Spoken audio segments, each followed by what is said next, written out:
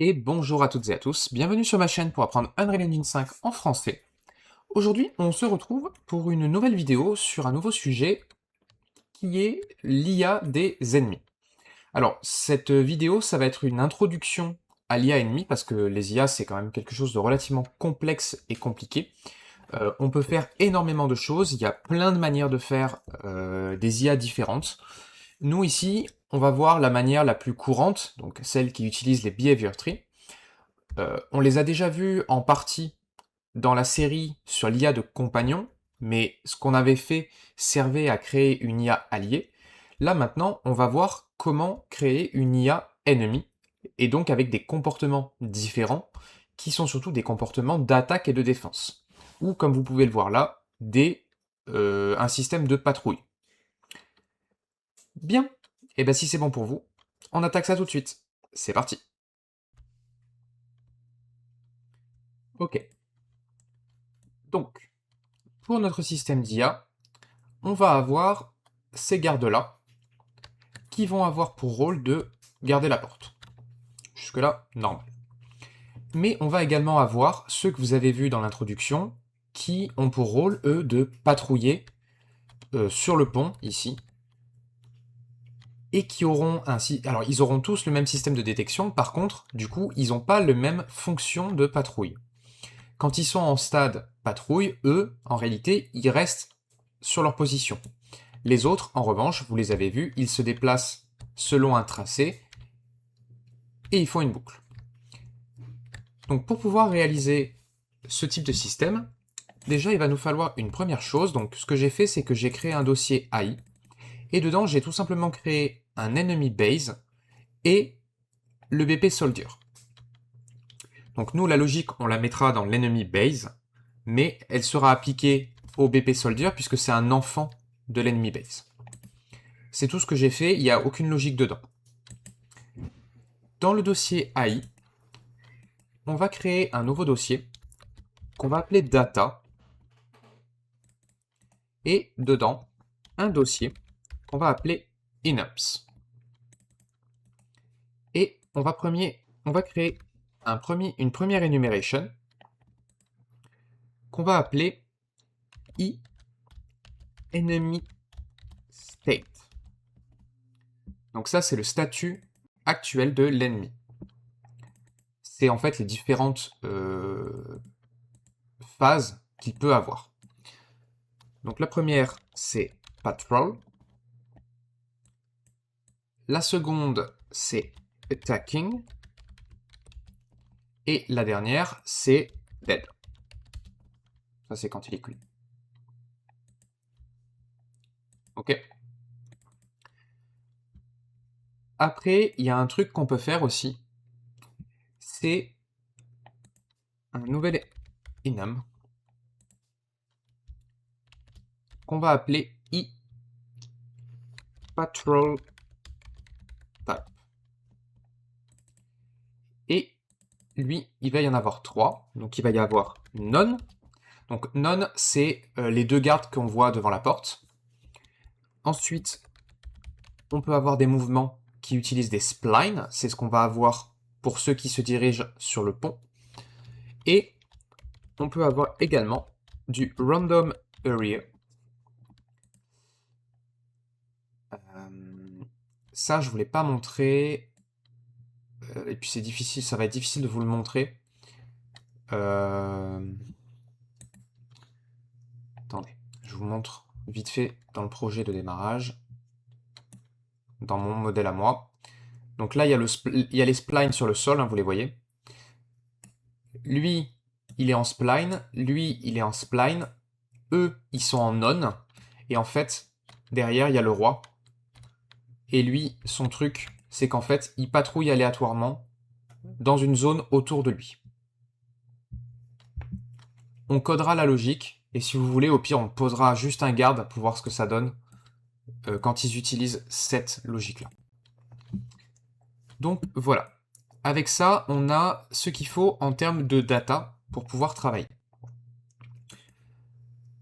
Maintenant, les IA, je vous l'avais déjà expliqué dans la série dédiée aux IA de compagnons, contrairement au joueur qui a son caractère, nous, on utilise un player controller pour diriger notre caractère. Eh bien, dans le cas des IA, il existe également un contrôleur, mais ce n'est pas un player controller, c'est un AI controller. Donc la différence, c'est que c'est juste un contrôleur d'IA. Au lieu de répondre à des inputs clavier, lui, il répond simplement à des conditions logiques pour déplacer un personnage. Donc on va avoir besoin de se créer ça. Du coup, je vous propose qu'ici, on se fasse également un dossier contrôleur. Alors comme à mon habitude, je vais mettre mes couleurs.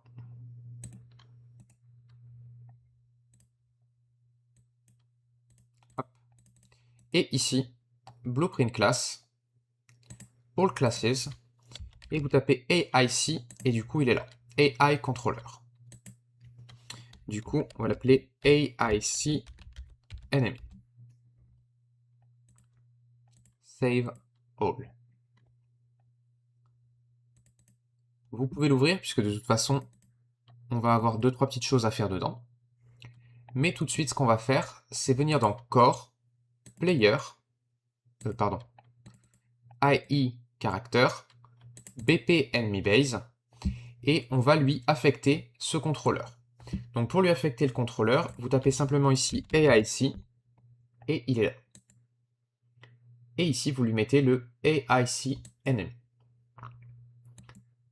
Alors, il y a un autre truc qu'il faut faire idéalement, c'est descendre par là, et dans Pawn, vous avez ici l'AIC qui est posé.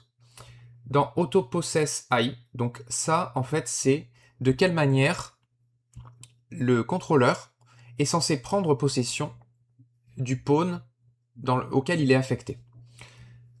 Nous, ici, par défaut, on va être en Placed in World, donc c'est-à-dire que les personnages, on va les placer manuellement à la main. Par contre, dans 99% des jeux, aujourd'hui, vous avez une partie des ennemis, une partie des PNJ qui ont des contrôleurs IA qui vont être placés manuellement, mais vous avez surtout une majeure partie qui vont être spawnés selon des conditions. Donc je vous recommande toujours de changer AutoPossess AI par Placed in World or Spawned. Comme ça prend en compte les deux conditions, et c'est mieux comme ça. Ok. Une autre petite chose à faire dans votre ennemi de base, c'est venir dans le...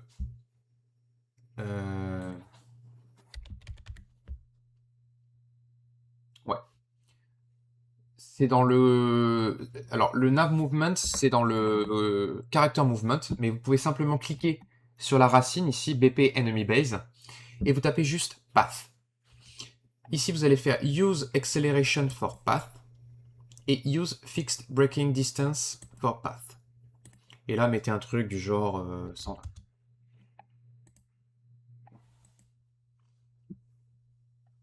Ok. Avec ça, il va pouvoir se déplacer. En fait, sinon, si vous ne faites pas ça, il n'utilisera pas son anime blueprint. Donc c'est obligatoire de faire ça pour qu'il puisse bouger normalement.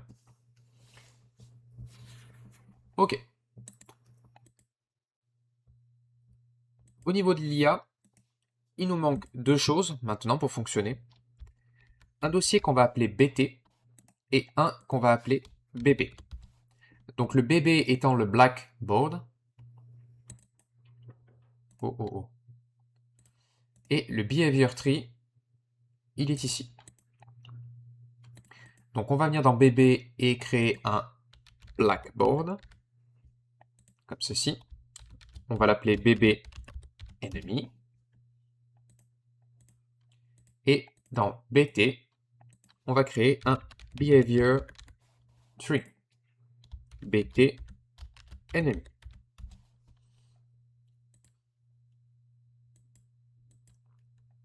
Le Blackboard, pas la peine de l'ouvrir, mais le behavior tree, oui. Parce qu'en fait, le Blackboard, il est auto-linké. Si je déplie ici, vous voyez, mon bébé enemy, il s'est automatiquement affecté à ce behavior tree. Et on peut passer de l'un à l'autre directement par là. Ok. Donc maintenant, avec ça, on a les trois éléments dont on a besoin pour créer une IA ennemie. Enfin, une IA tout court d'ailleurs. Un contrôleur, un behavior tree, donc c'est un arbre de réflexion, et un blackboard. Voyez ça comme un gros sac de variables. Enfin, ça s'appelle des keys en l'occurrence, mais c'est un gros sac qui contient des données. En gros, c'est ça. Bien. Et bien si c'est bon pour vous, on attaque la suite. C'est parti. Ok. Alors, la première chose qu'on va faire, c'est venir dans l'AI ici et dans l'Event Graph. Parce que ce qu'il faut comprendre, c'est que pour l'instant, le Behavior Tree, donc qui permet de gérer la logique de décision que le contrôleur va devoir appliquer, eh bien, pour le moment, on n'a pas moyen de créer de lien entre le Behavior Tree et le contrôleur. Pour ça, c'est plutôt simple. Dans le Begin Play de l'AI ici, vous allez créer un sequence node, donc S-click, et vous allez appeler un node qui est directement fourni par Unreal, qui s'appelle Run Behavior Tree.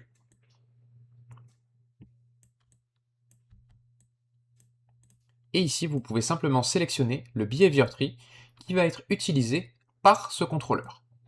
Donc nous, ici, c'est bien le BTNL.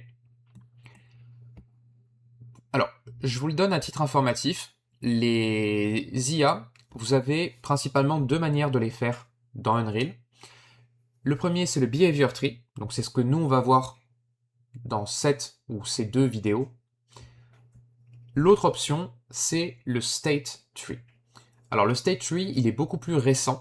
C'est une nouveauté qui a été apportée par Unreal Engine 5.2, il me semble.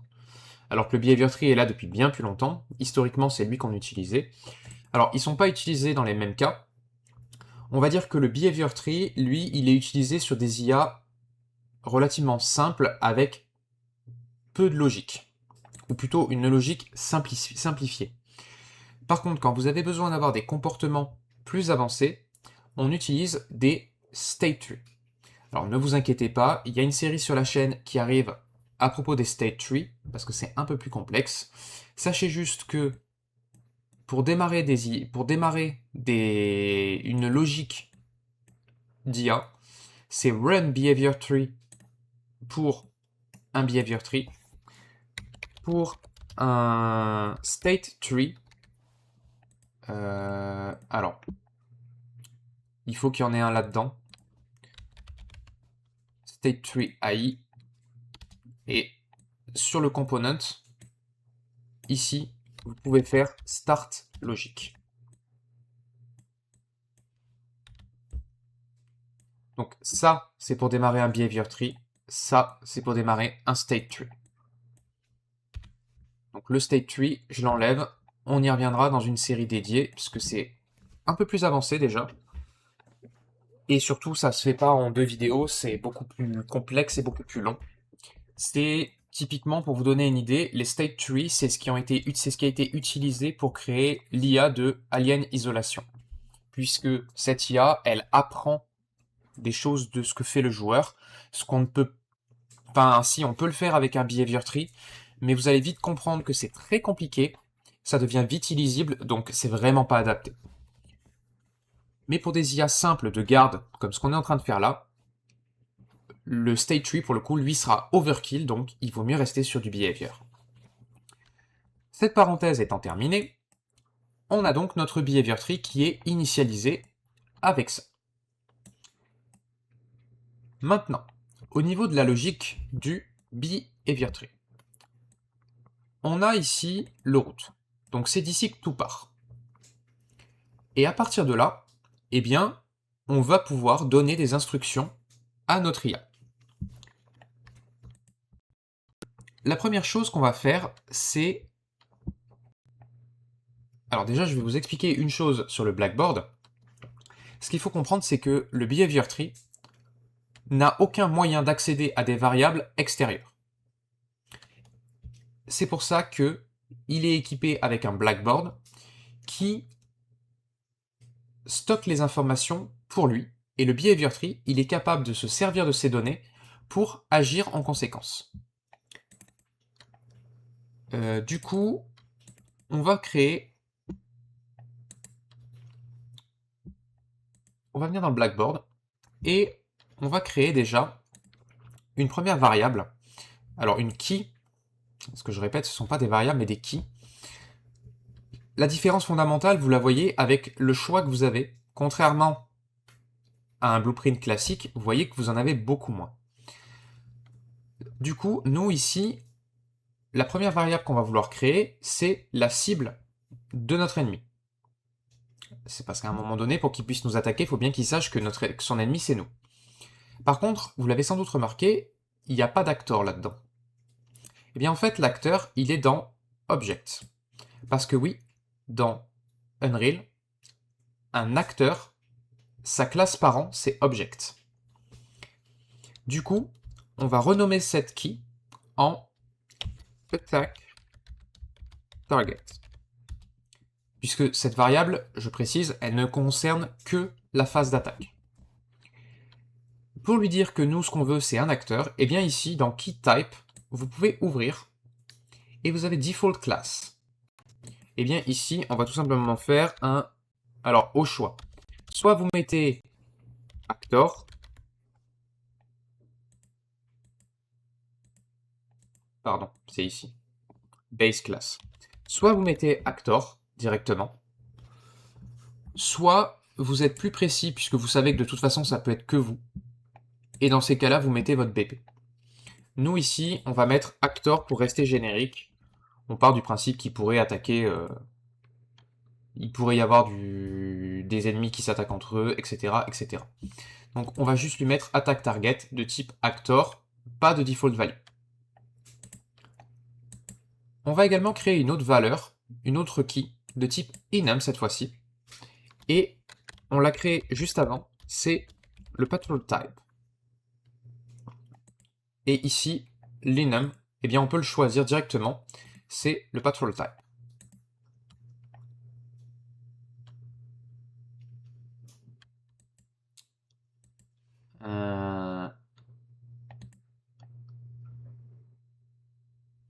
Et en parlant d'enum, il nous en faut un autre, c'est le enemy state, pour savoir ce qu'il est censé être en train de faire.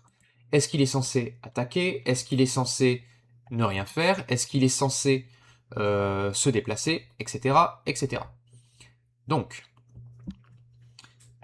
avec ça, on a déjà de quoi avancer un minimum, et puis on en rajoutera au fur et à mesure. Du coup, comment ça fonctionne au niveau de la logique ici? Eh bien c'est simple, si je me mets sur ce truc-là et que je tire vers le bas, vous voyez que je peux poser des nodes de behavior tree. Alors ça, on s'en servira pas. Par contre, ça, oui.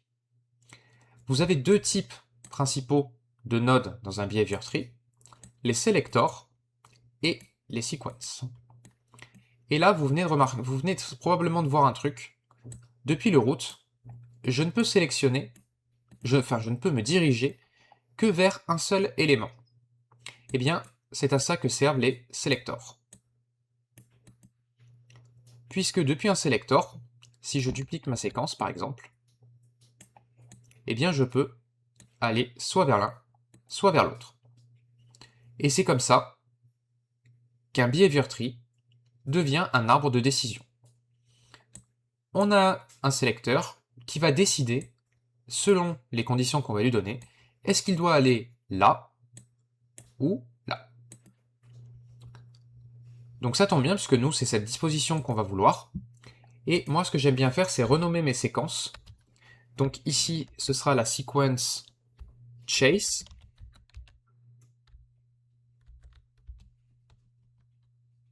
Et ici, ce sera la sequence patrol.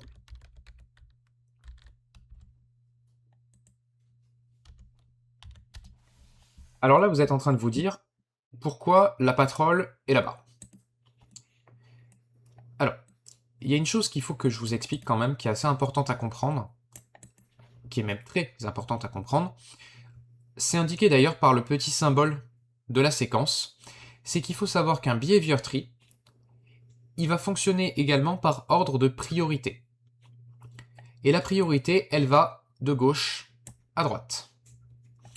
Donc, celle-ci, s'il n'y a aucune condition pour passer de ça, entre ça et ça, eh bien par défaut, lui, il prendra toujours ce qui est à gauche. La raison du coup pour laquelle je mets le chase, c'est qu'en fait, la fonction chase, c'est ici que va se passer l'attaque du garde sur nous. Il est logique que si l'ennemi nous voit dans son champ de vision, il favorise l'attaque plutôt que d'aller patrouiller. S'il nous a trouvé, il va pas patrouiller. Donc c'est pour ça que le chase est à gauche et le patrol est à droite. Ça, c'est la structure basique du behavior tree. Maintenant, il faut comprendre que dans une séquence, on va pouvoir enchaîner des tâches. Vous en avez certaines qui sont préconçues par Unreal, donc certaines qu'on va utiliser. Mais il faut savoir qu'on est extrêmement limité. Il y a très peu de choses que le behavior tree est capable de faire par défaut. Donc pour ça, eh bien, on va avoir besoin, dans le dossier AI ici, de créer un new folder qu'on va appeler Custom Tasks. Et on va pouvoir créer des tâches custom dans lesquelles on va faire un petit peu ce qu'on veut. Je vous propose qu'on commence par s'occuper de la séquence patrol, puisque du coup il y a plusieurs choses à voir dedans, donc on va s'occuper de ça. Et bien si c'est bon pour vous, on attaque ça. C'est parti. Ok. Donc pour créer une task, vous avez un bouton ici New Task. Ça va vous demander dans quel dossier vous voulez le stocker, donc vous revenez dans AI Custom Task. Et ici, on va créer une première tâche qu'on va appeler BTT pour Behavior Tree Task. Et on va l'appeler Patrol. D'ailleurs, pour info, on est très originaux. Et quand on fait des IA, quand on fait une task custom pour un behavior tree, on l'appelle BTT. Et quand on fait une tâche custom pour un state tree, on l'appelle STT. Voilà, très original. Bref, ceci étant dit, dans le BTT Patrol, d'ailleurs dans toutes les tasks, il faut savoir que vous avez deux nodes obligatoires pour que ça fonctionne. Ce sont des nodes que vous pouvez récupérer ici dans Functions et dans Override. Le premier, c'est le Receive Execute AI. C'est le node d'entrée d'une task. Et le second, il s'appelle Finish Execute. Ça, c'est le point de sortie. Si vous n'avez pas ces deux éléments, votre task ne peut pas fonctionner. Une autre chose importante à savoir, c'est que le Finish Execute, pour que la tâche se termine réellement, il doit être en Success True. Si vous le laissez en False, la task ne se finira jamais et du coup le behavior tree va bloquer dessus. Il faut le savoir. Donc on va pousser ça là. Et on va avoir besoin de savoir, dans cette tâche, quel type de patrouille est affecté à notre garde. Donc pour ça, vous allez venir dans l'AI ici. Et ce qu'on va faire ici, c'est enlever le begin play, déjà. Puisque dans un contrôleur AI, on n'utilise pas le begin play, mais on utilise l'event on possess. Pourquoi? Parce que le begin play se déclenche tout de suite, sauf que le pawn n'est peut-être pas possédé au moment où il va se déclencher. Sauf que pour pouvoir interagir avec, il faut que le pawn soit possédé. Donc on utilise ce node qui lui en revanche se déclenche que quand la possession est réelle. Alors, une chose qu'on peut faire du coup maintenant, c'est pousser un peu ça. On va promote to variable ce pawn.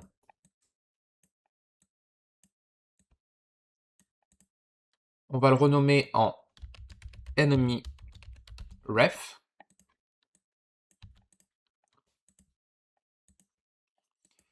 Et on va ranger ça dans references. References, comme ça. Compile save. Et dans notre BP enemy base, on va lui ajouter une variable patrol type. Donc de type patrol type. Compile save. On va la mettre instance editable expose on spawn pour pouvoir y accéder depuis le monde. Et on va créer une petite interface. New folder interfaces.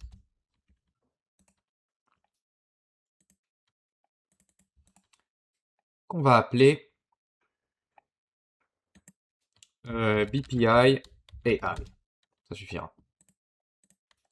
Dedans, pour l'instant, je vais créer une seule fonction qui va être getPatrolType. Et elle va simplement avoir un return qui va être le patrol type de type iPatrolType. Du coup, vous venez dans l'enemy base, on va lui donner cette BPI, donc BPI AI. Du coup, maintenant, ici, on a la fonction, et on va tout simplement retourner le patrol type.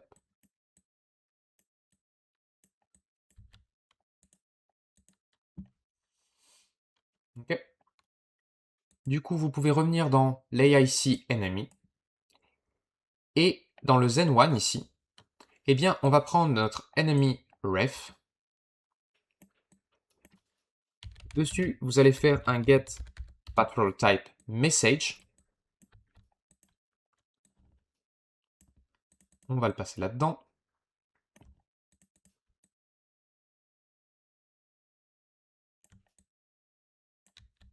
Et ça va nous renvoyer le type de patrouille qui a été affecté à l'ennemi. Par contre, maintenant, ça, faut qu'on le passe au Blackboard. Pour ce faire, vous allez devoir, ici, sur la petite roue crantée, cliquer sur Show Inherited Variables. Et du coup, dans AI, vous avez ici une variable Blackboard. En fait, elle est dans le parent AI Controller. Donc, si je veux, même si vous cachez ça, hein, je vous le montre quand même, mais si vous cachez les Show Inherited Variables, vous pouvez très bien faire get Blackboard, et tout en bas, il est là. Donc, vous y avez accès. Mais si vous voulez plutôt le glisser-déposer, vous affichez les Inherited Variables, et du coup, elle sera là. Moi, j'ai l'habitude de le faire comme ça, donc je ne vais pas le sortir, mais voilà.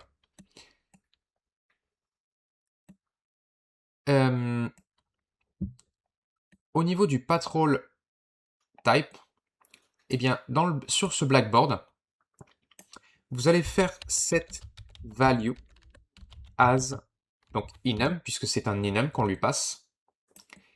Et vous voyez que maintenant, vous avez deux inputs à remplir. Le keyname et l'enum value. Donc l'enum value, vous vous en doutez, c'est directement ça. Il n'y a pas de débat là-dessus. Pour le keyname, eh bien, en fait, ce qu'il attend en réponse, c'est un name qui correspond au nom que vous avez mis ici. Donc, le mieux, c'est de faire F2, CTRL-C, revenir dans l'AIC, promote to variable. Celle-ci, c'est le patrol type keyname, compile, save. Et ici, vous avez la valeur par défaut, et c'est ici qu'il faut mettre le nom complet. Du coup, ce que ça va faire, en fait, c'est que lui, il va simplement dire, OK, je dois affecter à la key patrol type la valeur qui arrive par là. C'est tout. Il y a un autre truc. Alors, je réfléchis à une chose parce que la value, on va la passer oui, mais vous allez quand même faire ici, depuis le patrol type, un switch on e-patrol type. Donc là, ça va vous donner les trois possibilités de patrouille et vous allez pouvoir définir des choses en fonction de chacun d'entre eux, en fonction de chaque cas. Donc le non ici, on va l'ignorer puisque il va rien faire du tout.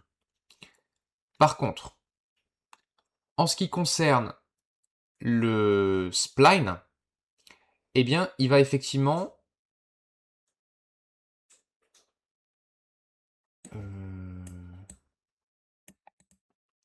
Ouais, alors je suis en train de me dire que ce qu'il y a, c'est que quoi qu'il arrive, le patrol type, on va devoir le définir avant.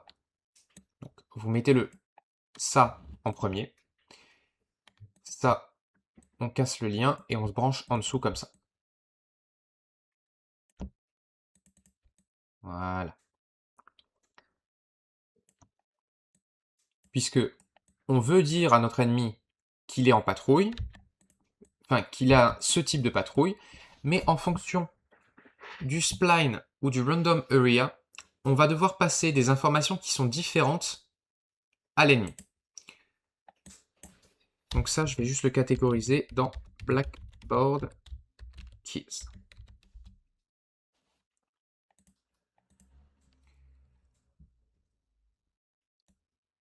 On va faire le random array parce que pour le spline, il faudra qu'on crée un truc avant.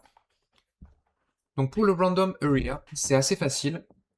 On va venir dans le blackboard et on va lui ajouter une key qui va être un float et on va appeler ça patrol radius.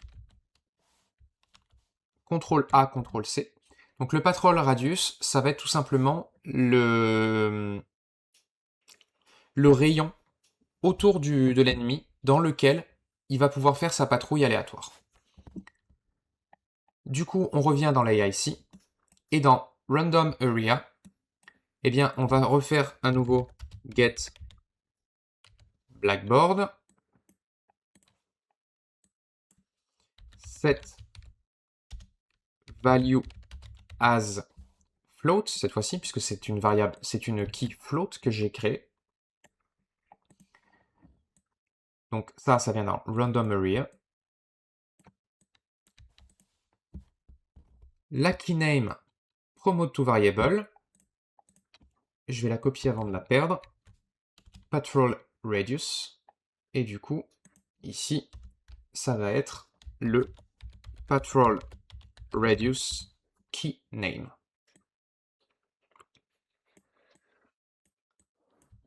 Pour la value, eh bien, je vous propose qu'on fasse exactement la même chose que là. On va mettre un patrol radius qui va être un float. Donc pareil, instance editable expose on spawn. Dans la BPI, on va ajouter un get patrol radius et qui va répondre un float patrol radius. Float. OK. Dans le BP Enemy Base, maintenant, dans l'interface, vous avez le get patrol radius et il suffit à nouveau de lui passer la valeur comme ça. Et en valeur par défaut, on va mettre 1000. Compile, save. Du coup maintenant, dans l'AIC enemy, hop, on prend l'enemy ref, get patrol radius message. On va le mettre là, comme ceci, et là-dedans.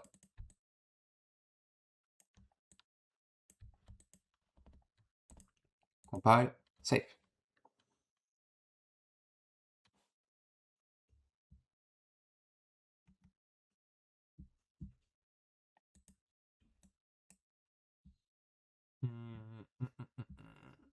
Ça, on va le ranger à sa place. Blackboard keys. Compile, save. Ok. Bien. Ça, c'est pour le random. Maintenant, je vous propose qu'on crée rapidement le petit outil dont on va avoir besoin pour faire bouger la patrouille le long d'un spline. Et bien, si c'est bon pour vous, on attaque ça. C'est parti. Ok. Pour ça, vous revenez dans Core AI, New Folder, et on va appeler ça AI Tools.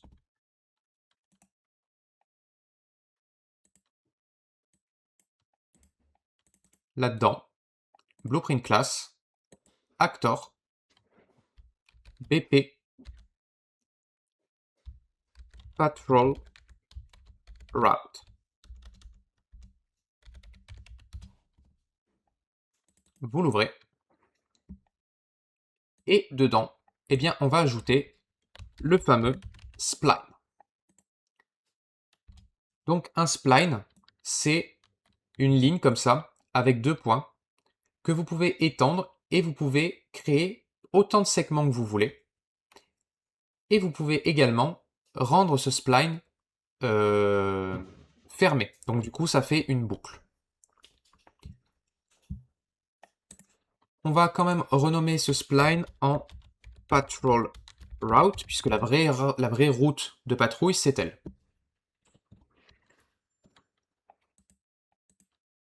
Maintenant, dans l'event graph,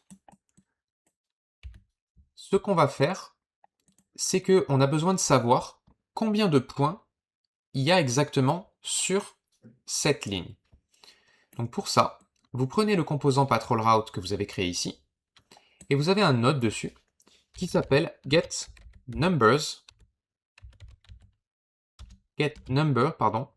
of spline points. C'est celui-ci qu'il nous faut. Alors comme ça va être des index, il faut soustraire 1 pour que ça aille de 0 à x et pas de 1 à x. Et cette valeur, on va la promote to variable et appeler ça le max index. On va en avoir besoin en fait pour définir que quand on a atteint le dernier index du spline, donc le dernier point, on doit revenir au premier. Donc c'est à ça que ça sert. Pour la navigation, justement, on va se créer une petite fonction à l'intérieur qui va s'appeler getSplinePoint at getSplinePoint at index. Et en input, on va lui passer le current index, qui va être un integer.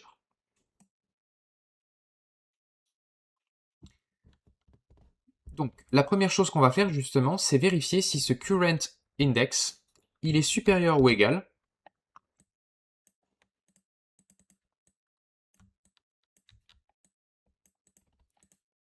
au max index.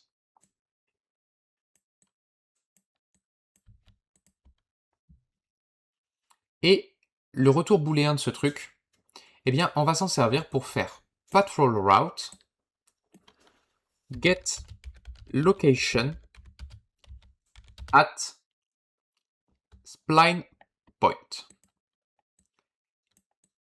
Et du coup, comme vous pouvez le voir, eh bien, il attend un index. Du coup, vous allez faire ici un select int, puisque pour le coup, c'est bien un integer qu'on attend en entrée. Et ça va être notre condition.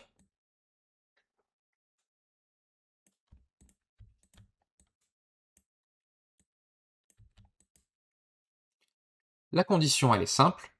Si ça, c'est vrai, ça va choisir le A. Donc le A, ce sera 0. Ça nous permet, quand on a atteint l'index maximum, de revenir au premier. Donc index 0. Dans le B, eh bien, c'est simplement le current index qu'il faudra lui passer.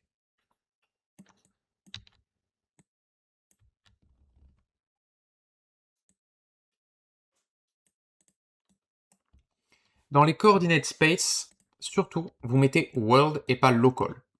Puisque nous, ce qui va nous intéresser, c'est la position dans le monde du spline et pas dans et pas en local par rapport à l'origine. Ça, vous allez le balancer dans un return node.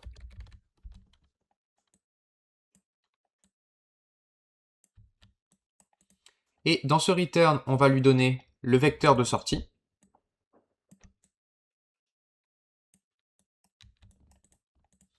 Qu'on va appeler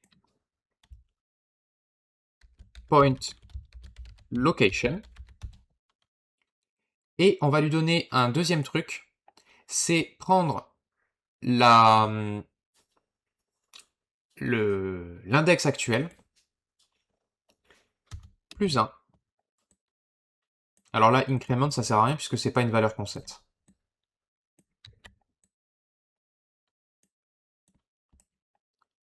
Et ça, on l'envoie en sortie également. Et ça va être le new index. Compile, save. Donc en gros, le garde va dire, ok, je veux aller à l'index 0. Donc ça, c'est la toute première utilisation. Du coup, il va prendre l'index 0, il va y aller. Pour ça, il va faire sa demande ici, donc current index 0.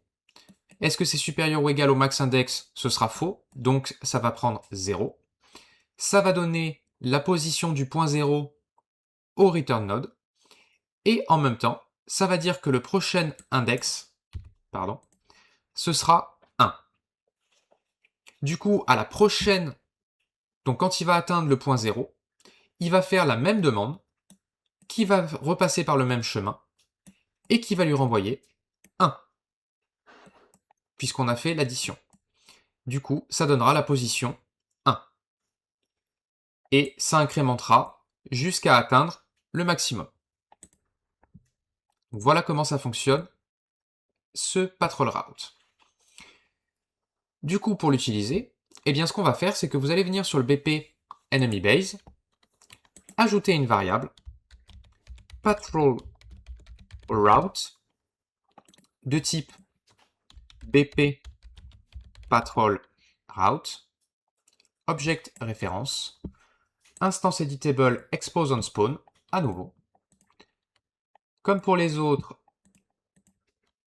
get patrol route, et ça va renvoyer du coup une BP, ça va renvoyer une patrol route de type BP patrol route, object référence. Compile save. Du coup, dans l'enemy base, vous avez maintenant get patrol route, et vous avez simplement à lui passer la valeur ici, comme ceci. Compile, save. On revient dans l'AI ici, du coup, et dans spline, ici, maintenant, on va tout simplement pouvoir lui dire, hop, hop, get patrol route message,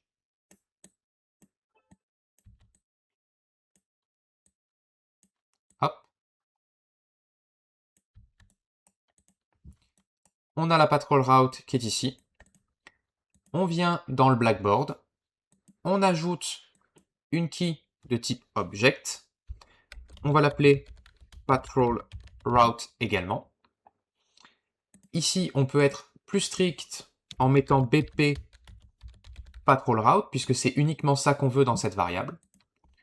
OK. Dans l'AI ici, on peut maintenant faire set value as object.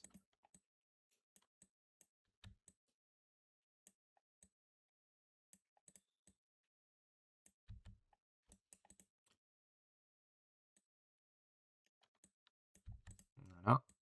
Promote to variable. Patrol route key name.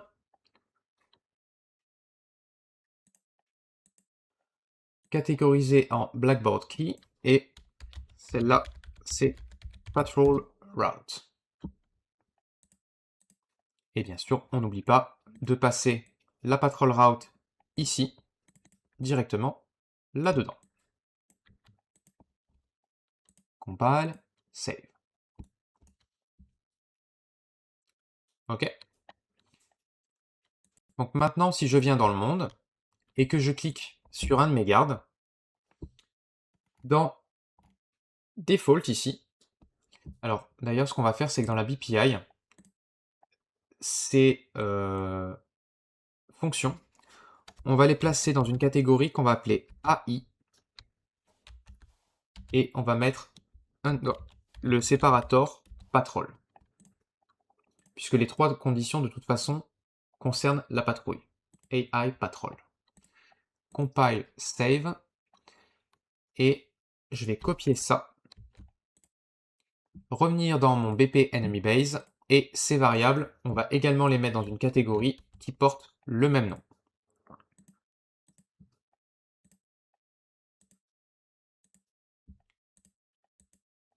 Voilà, ce qui fait que c'est plus clair ici, puisque du coup, on est bien dans AI patrol. Ici, vous pouvez définir du coup le radius de la patrouille. Vous pouvez sélectionner un spline, donc on va en poser un, vous allez voir. Et ici, le patrol type. Donc eux, ils sont bien en none. Je vais juste du coup en dupliquer un que je vais mettre ici. Lui, je vais le passer en spline. Et je vais poser un patrol route au sol. Je vais le tourner pour que le spline parte vers là-bas. Et si je clique ici sur le petit point qu'on a ici, je peux l'emmener là par exemple, faire en sorte d'être au-dessus du sol quand même,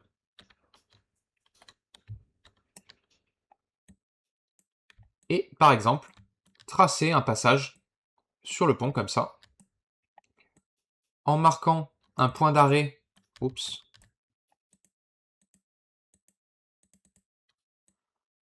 ici, un autre avant la redescente,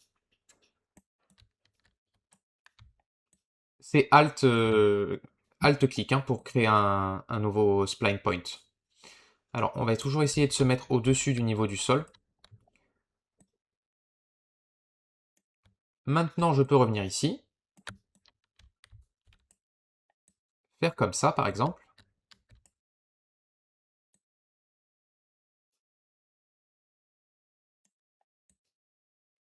Voilà. Remettre un point d'arrêt par là. Un autre en face de celui-ci.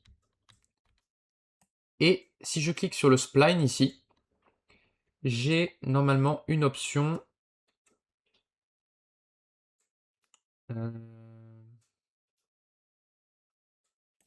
Closed Loop. Et si je fais ça, vous voyez que ça me crée une boucle, donc une fermeture de ma patrol route. Donc ça ne changera pas que le 0 sera celui-là et le max sera celui-là. Lui, il va vraiment faire le compte.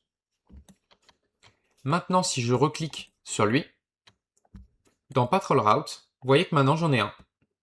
Je peux le sélectionner et en fait, c'est comme ça qu'on va affecter ce garde à cette patrol route.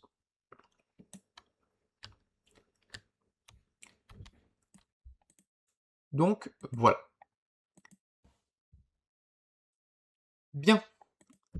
Pour terminer cette première vidéo d'introduction, je vous propose qu'on crée la tâche de patrouille et dans une prochaine vidéo, on fera la suite de cette IA avec des fonctionnalités un peu plus poussées. Donc si c'est bon pour vous, on passe tout de suite sur cette BTT Patrol. C'est parti. Ok. Donc, dans la BTT Patrol, on va du coup devoir traiter deux cas de figure. Le premier, c'est le cas où la patrouille est en aléatoire. Donc, aléatoire autour de nous. Et l'autre cas, c'est s'il y a un spline. Donc pour ça, les valeurs, elles sont stockées grâce à notre contrôleur dans notre Blackboard. Donc pour ça, on va devoir y accéder. Et bien comment on fait ça? Il existe un node getValueAs, donc getBlackboardValueAs, le type que vous voulez. Donc nous, en l'occurrence, on a besoin d'un enum pour commencer. Donc vous voyez que ces nodes, ils ont une key en entrée et une return value qui est le type que vous souhaitez. Donc nous, la key, on va la promote to variable et on va appeler ça patrol type key. Super important, vous devez faire instance editable. Je vous montre pourquoi. Si je le décoche, que je viens dans mon behavior tree et que je sors la task patrol, elle ressemble à ça. Là, du coup, j'ai aucun moyen de lui dire l'inum en question que tu dois regarder, c'est celui-là et pas celui-là. Alors que si je passe en instance editable, vous voyez que ma task elle a changé, et ici, j'ai la patrol type key qui est apparue. Et je peux choisir laquelle je veux lui donner, laquelle je veux qu'elle lise. Et nous, en l'occurrence, on veut lui donner le patrol type. Enregistré. Du coup, qu'est-ce qu'on va faire de ce truc-là? Eh bien, c'est assez simple. Switch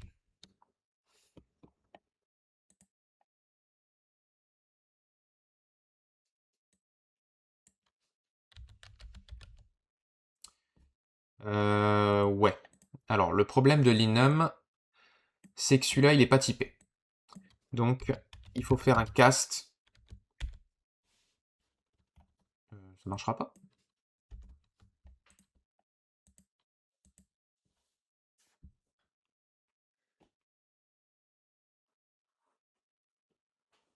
Ah, ça m'embête, ça. Ah oui, mais parce qu'il me répond en byte. Alors, c'est pas grave, puisque de toute façon, le node ici, vous voyez qu'il nous donne le controlled pawn. Donc, dessus, on peut directement faire un get patrol type. De toute façon, il est capable de nous répondre, tout seul.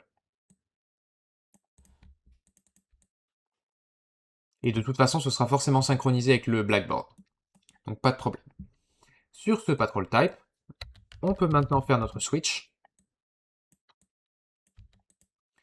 Et au niveau du switch, alors none, on s'en fiche, on fera rien. Juste le personnage reste immobile, c'est tout. Donc lui, on peut directement lui mettre un finish execute au-dessus, à success, et ne même pas s'en préoccuper. Puisque lui, en fait, il patrouille pas vraiment. Pour le spline,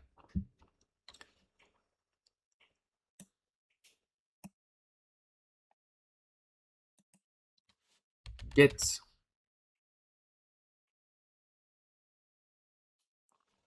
ouais, mais c'est pareil, il va pas être typé. Donc, get patrol route.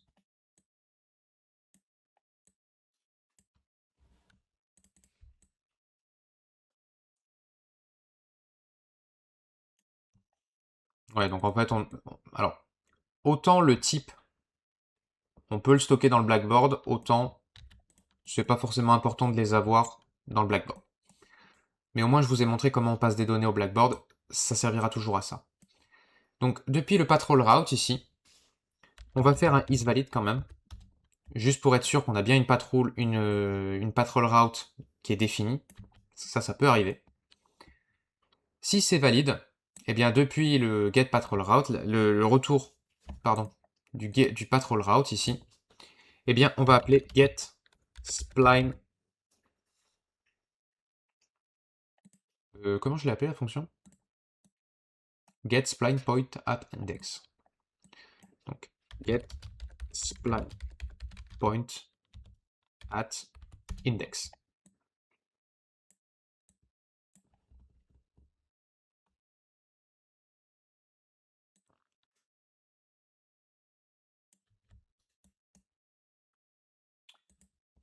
Ok.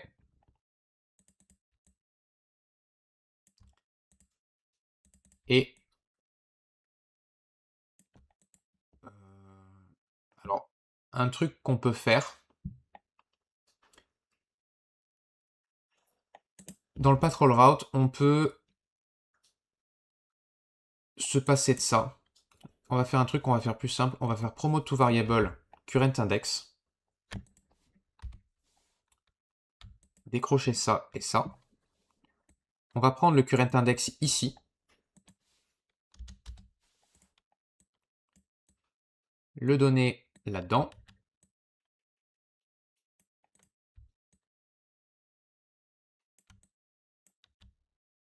Et là-dedans.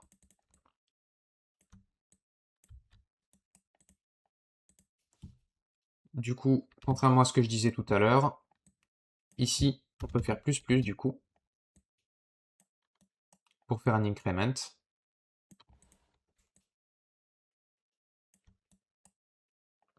Et l'envoyer là-dedans.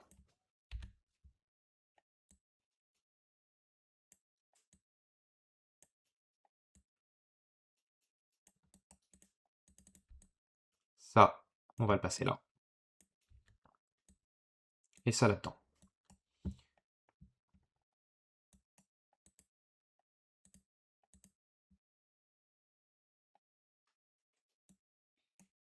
Donc du coup, si le current index est au max, de toute façon, il va le set à 0, prendre 0 comme point de coordonnée, et il passera 1 pour le suivant. Donc, pas de problème. Du coup, ici, je vais juste faire sauter l'input. Par contre, les outputs, surtout, vous les gardez. C'est eux qui nous intéressent, à nous. Du coup, on appelle le getSplinePoint at index. Ouais, bon, encore que non. Du coup, on se fiche de le passer en sortie.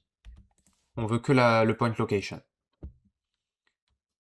Vous pouvez le passer pour debug si ça vous intéresse, mais ici, on va pas le faire. Et le point location, eh bien, on va tout simplement lui faire un AI move to. Donc ça, c'est un node qui est déjà inclus dans Unreal, qui dit au contrôleur IA, déplace ton personnage jusqu'à cette destination. Tout simplement. Alors par contre, comme vous le voyez, il faut lui passer un pawn à lui. Donc, on va descendre ça pour lui passer notre controlled pawn.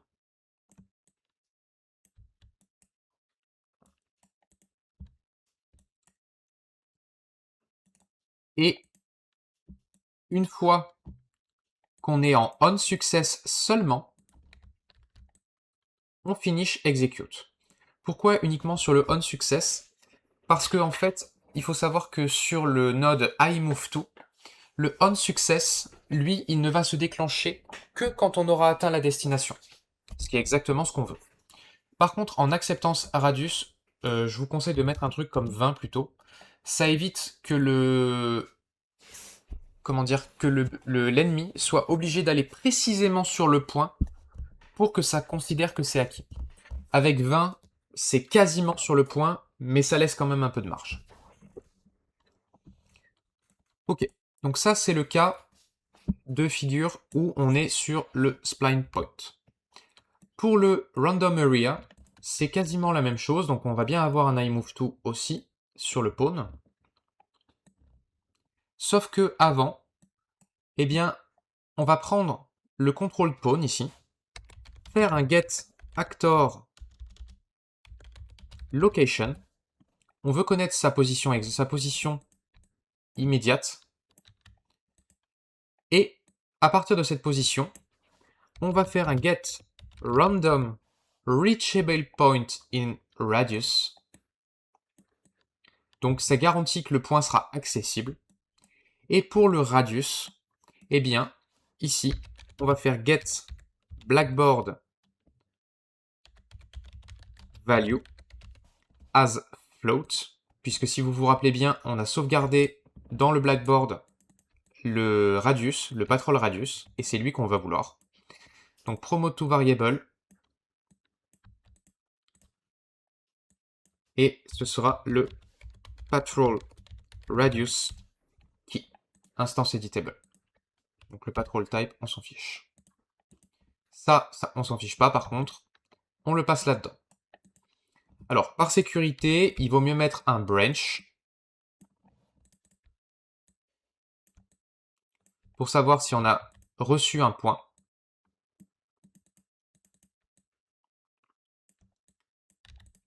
Si vous n'en avez pas reçu, je vous conseille de mettre un finish execute ici pour pas bloquer le blackboard, le behavior tree, pardon.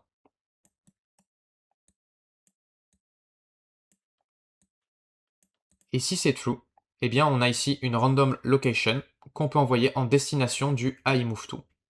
Toujours avec un acceptance radius de 20, c'est pour ça que j'ai copié celui du dessus.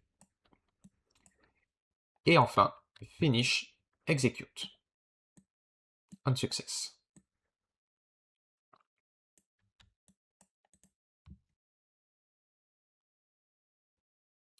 Alors, vous pouvez aussi brancher les onFail parce que sinon vous allez coincer le blackboard, le behavior tree. Donc voilà à quoi ressemble la task de patrol. En tout cas pour le moment.